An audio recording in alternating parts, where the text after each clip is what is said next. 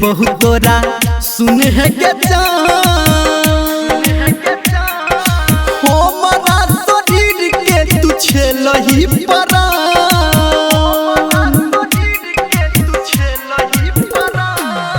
की दोष दे बहुत तोरा सुन है के हमारा शरीर के तू छेलही परा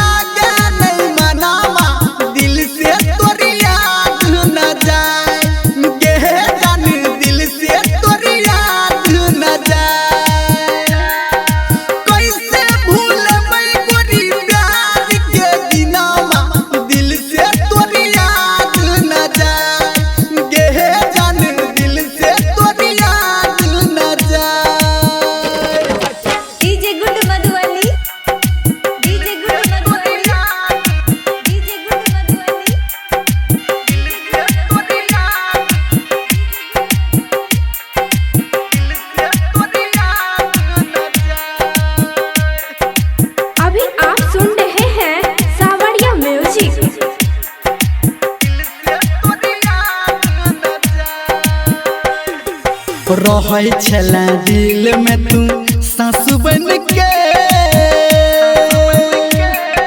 हो बदाल गोदी तू के आंसू बन के